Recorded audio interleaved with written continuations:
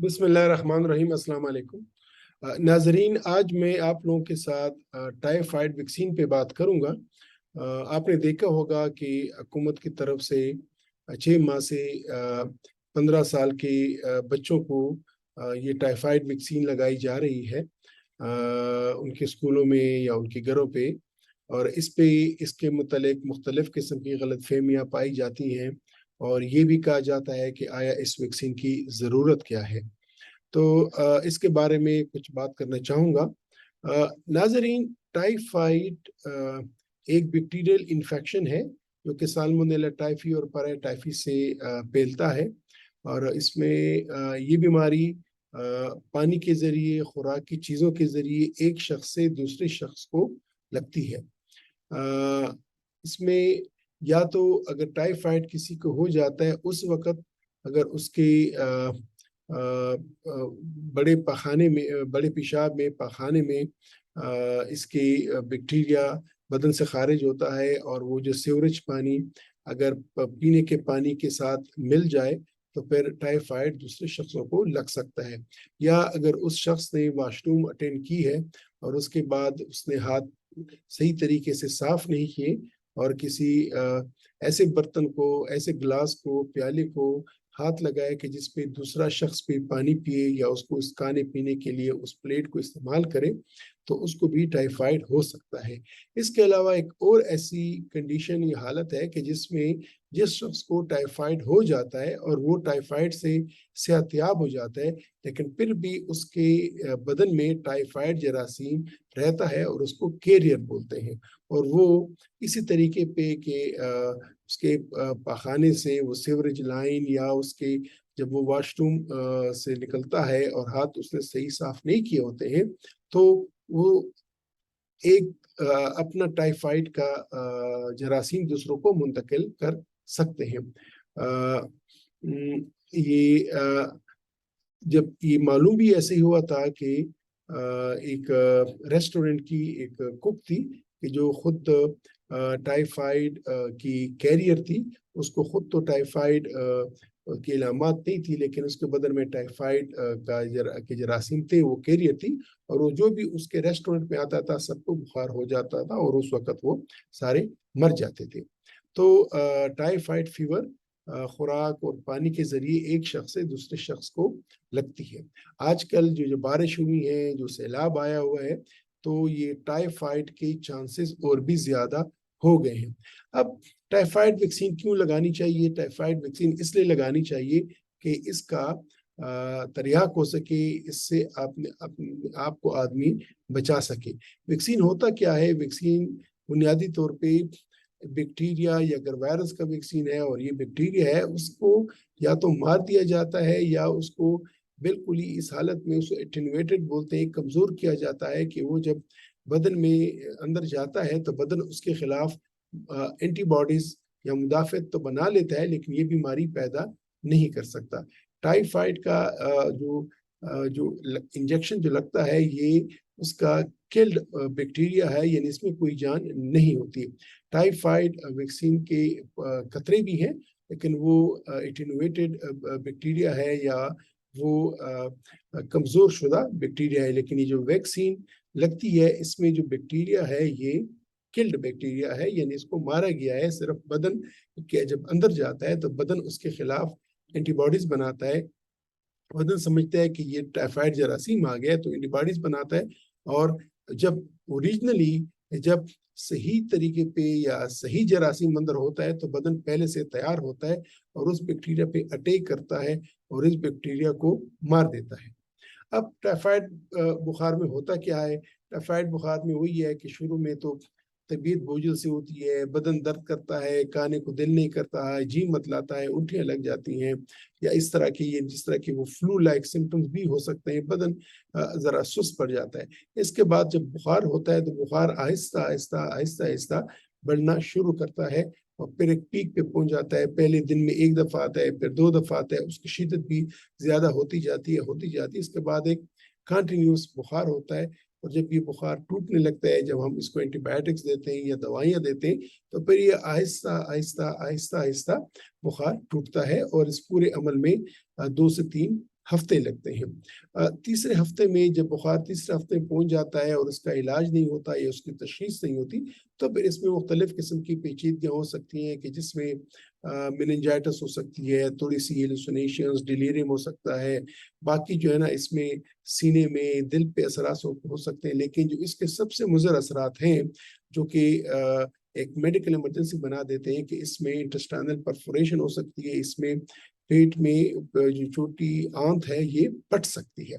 تو کیونکہ یہ اس لیے اس کو انٹیرک فیور بولتے ہیں یا آنتڑیوں کا بخار بھی بولتے ہیں یا آنتوں کا بخار بھی بولتے ہیں۔ یہ حالت ہو گئی جب اس کی کمپلیکیشنز ہو جاتی ہے۔ اور اس کی ایک اور کمپلیکیشن کہ اگر ایک آدمی کو ٹائیفائڈ ہو وہ اسے مکمل طور پہ ٹھیک ہو جائے لیکن وہ اس کا کیریئر بن سکتا ہے، یہاں تک تو ٹھیک ہے۔ لیکن جو سب سے الارمنگ یا سب سے جو خطرناک بات ہے وہ یہ ہے کہ پاکستان میں، دنیا میں بھی اور پاکستان میں ملٹی ڈرگ ریزسٹنٹ ٹائیفائڈ بہت تیزی سے پھیل رہا ہے۔ میں خود آپ کو اپنی مثال دوں، میری چھوٹی بیٹی ہے، اس کو کوئی 3 ہفتے پہلے اس کو بخار ہوا تو ہم نے میں بھی ڈاکٹر ہوں، میری بیوی بھی ڈاکٹر ہے، میری 2 بیٹیاں بھی ڈاکٹر ہیں، ہم نے ان کو جو اینٹی بایوٹکس ہیں روٹین ہے، ہم نے کہا شاید گلا خراب ہے یا کوئی بخار ہے تو ہم نے اس کو اینٹی بایوٹکس دیے، ایک کورس دیا، 5 دن تک کوئی فائدہ نہیں ہوا، ہم نے اینٹی بایوٹکس چینج کر دی، دوسرا کورس دیا، 5 دن تک کوئی فرق نہیں پڑا، بخار ویسے ہی آتا ہے ہو جاتا ہے، ہم نے کہا شاید ڈینگی ہے، ہم نے اس کو جو ہے نا پیناڈول بھی دیتے رہے، ہم نے کہا شاید ملیریا، اینٹی ملیریل بھی اس کو دیے، کوئی فرق نہیں پڑ رہا تھا، شک پڑا کہ ہو سکتا ہے کہ یہ ٹائیفائڈ ہو، ہم نے اس کو سیفٹرائکزون، وروسفین کو جو اوریجنل انجیکشنز ہے وہ ہم نے شروع کرا دیے، صبح شام لگا رہے ہیں، چھوٹی بچی ہے 14-15 سال کی، ہم نے اس کو شروع کر دیے، دوائی مل رہی ہیں، انجیکشن مل رہے ہیں، 5 دن انجیکشن مل گئے، کوئی اس کو فرق نہیں پڑ رہا۔ میں نے کہا ایسا کرتے ہیں یار، یا تو ایسا نہ ہو کہ اس کو کوئی یہ ریزسٹنٹ ٹائیفائڈ نہ ہو، تو ہم نے اس کے لیے کلچر بھیجا، اب وہ اینٹی بایوٹک بھی تھی اور کلچر بھیجا، اور عموماً جب ہم کلچر بھیجتے ہیں ہم اینٹی بایوٹک کو سٹاپ کرتے ہیں، اس کو اتنا بخار آتا تھا کہ ہم اینٹی بایوٹک سٹاپ ہی نہیں کر سکتے تھے، ہم نے کلچر دیا، اور جب کلچر کا رپورٹ آیا، کلچر ہم نے وروسفین کے شروع کرنے سے پہلے دیے تھے، اورل پہ تھی، مجھے رپورٹ آئی کہ یہ ڈرگ ریزسٹنٹ انٹیرک فیور سالمونیلا، اور جو کہ صرف 2 دوائیوں کو سینسیٹیو تھی، ایک اس میں میروپینم جس کو بولتے ہیں اور ایک ایزیترومائسن، باقی جتنے بھی اینٹی بایوٹکس ہم نے اس کو دی تھی سب کو یہ ریزسٹنٹ تھی، تو پھر ہم نے اس کو 2 ہفتے میرونیم کے انجیکشن جو کہ بہت تیز انجیکشن ہوتے ہیں، بڑے سخت انجیکشن ہیں، 1 گرام صبح دوپہر شام دیے، ساتھ میں ایزیترومائسن بھی دیے، تب جا کے اس کے باوجود بھی ہم ان کو انجیکشن دے رہے تھے، کوئی 8ویں-9ویں دن بعد جا کے اس کو بخار ٹوٹنا شروع ہو گیا۔ تو بات کہنے کی یہ ہے کہ ڈرگ ریزسٹنٹ انٹیرک کامن ہے۔ اب وہ ہم گھر میں فلٹر شدہ پانی پیتے ہیں، فلٹر کا پانی پیتے ہیں، جو ہے نا باہر کی چیزیں ایسے کھاتے نہیں ہیں، جب اسکول جاتی ہے اپنے ساتھ پانی لے کے جاتی ہے، لیکن اس کے باوجود بھی، اس سب خیال کرنے کے باوجود بھی اس کو ڈرگ ریزسٹنٹ ٹائیفائڈ فیور ہوا، اور ابھی 3-4 دن ہو گئے کہ وہ اس سے ریکور ہوئی ہے۔ تو بات کہنے کی یہ ہے کہ یہ انٹیرک فیور آج کل ڈرگ ریزسٹنٹ انٹیرک فیور ہے یا ٹائیفائڈ ہے، اور اگر اس کا علاج نہ کیا جائے، اس کی صحیح تشخیص نہ کی جائے تو خدا نخواستہ 25 سے 30% لوگوں میں موت بھی واقع ہو سکتی ہے، بلکہ رپورٹڈ مورٹیلٹی ہے 30% جن کا علاج نہیں ہوا یا جن کا علاج مس ہو جاتا ہے۔ تو میری درخواست یہ ہوگی کہ اپنے بچوں کو بھی یہ ٹائیفائڈ کی ویکسین لگائیں، اور آپ خود بڑے بھی لگائیں، ضروری نہیں ہے کہ حکومت بڑوں کو نہیں لگا رہی تو نہیں لگا رہے، آپ سب لگائیں، کیونکہ یہ ایک وبا کی صورت میں آ گئی ہے، اور اس میں مصیبت یہ ہے کہ اگر ایسا ہوا کہ یہ 1 یا 2 انجیکشن کے لیے جو اس کی سینسیٹیوٹی ہے اگر یہ بھی چلی گئی تو پھر ہمارے ہاتھ میں کچھ نہیں ہوگا، ہم پھر اسی زمانے میں چلے جائیں گے کہ جب ٹائیفائڈ فیور تو تھا لیکن اس کے کوئی اینٹی بایوٹک نہیں تھے، پھر ایسا ہوگا کہ اس کے کوئی اینٹی بایوٹک جتنے بھی موجود ہیں ان میں سے کوئی بھی اس پہ کام نہیں کرے گا، اور اس کی پیچیدگیوں سے اموات واقع ہو سکتی ہیں۔ جب آپ ٹائیفائڈ ویکسین لگاتے ہیں تو جس طرح کی کسی بھی ویکسین میں ہوتا ہے، تو اس جگہ پہ جہاں پہ ویکسین لگا ہے تھوڑی سی سوزش آ سکتی ہے، تھوڑا سا درد ہو سکتا ہے، ویکسین کے بعد تھوڑا سا بخار وغیرہ آ سکتا ہے، اس سے کوئی بات نہیں ہے، یہ معمولی سے سائیڈ ایفیکٹس ہوتے ہیں، کبھی کبھار ٹائیفائڈ ویکسین کے بعد بخار بھی آ جاتا ہے، لیکن یہ कैसे कोई ऐसी बड़ी बात नहीं है। हाँ, अगर आपने पहले कोई टाइफाइड वैक्सीन लगाया है और उससे कोई एलर्जिक सीवियर एलर्जी रिएक्शन आया था, तो फिर आप इस टाइफाइड के वैक्सीन को या ना लगाएं, या डॉक्टर को बताएं कि मुझे पहले भी एलर्जी हुई थी। जो हामिला खवातून है, वो खवातीन जिनका हमल टेर गया है, जो बच्चों को दूध दे रही हैं और उनका बच्चा 6 महीने से छोटा है, तो उनको भी टाइफाइड वैक्सीन लगाने में एहतियात करनी चाहिए या नहीं लगानी चाहिए। या कुछ ऐसे लोग हैं कि जो इम्यूनोसप्रेसेंट्स ले रहे हैं, तो उनको भी टाइफाइड वैक्सीन से इज्तनाब करना चाहिए। और वो लोग हैं कि जिनको रिस्क है, जिनको रिस्क है कि इनको टाइफाइड हो सकता है, तो उन लोगों को तो टाइफाइड लाजमी ये वैक्सीन लगानी चाहिए, क्योंकि एक ही तरीका है ड्रग रेजिस्टेंट टाइफाइड से बचने का कि हम इस टाइफाइड वैक्सीन का टाइफाइड बीमारी का चेन बंद कर दें, इसके फैलाव को बंद कर दें। क्योंकि जब इसका फैलाव बंद हो जाएगा और रेजिस्टेंट बैक्टीरिया जब सर्कुलेशन में नहीं होगा, पूल में नहीं होगा, इसके केसेस कम से कम होंगे, तो फिर उस वक्त जो हमारी मौजूदा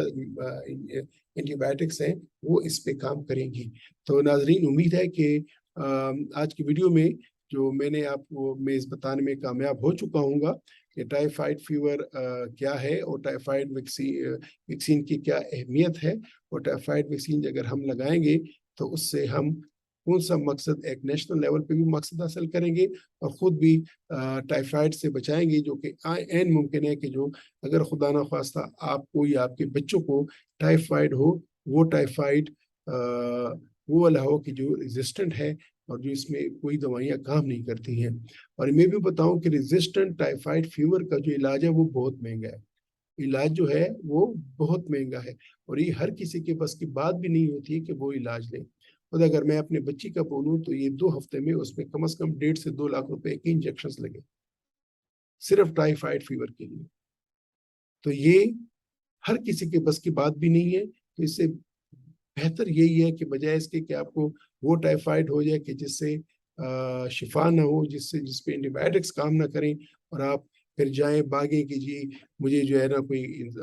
कार्ड पे दो, फिर मुझे जो है ना कोई सरकारी दो, और सरकारी भी ना हो। तो बेहतर ये है कि आप वैक्सीन लगाएं और अपने बच्चों को और अपने आप को टाइफाइड से बचाएं। जब तक हम इसके फैलने का सिलसिला रोकेंगे नहीं, उस वक्त तक हम इस ड्रग रेजिस्टेंट टाइफाइड से अपने आप को बचा नहीं सकते। तो नाजरीन, इस बात पे लाजमन सोचिएगा कि टाइफाइड वैक्सीन हमारे बचाव के लिए है, और इसमें ऐसी कोई बात नहीं है कि जिसके कोई ऐसे असरात हो कि जो हमारे सेहत को नुकसान पहुंचा सकते हैं। खुदा हाफिज।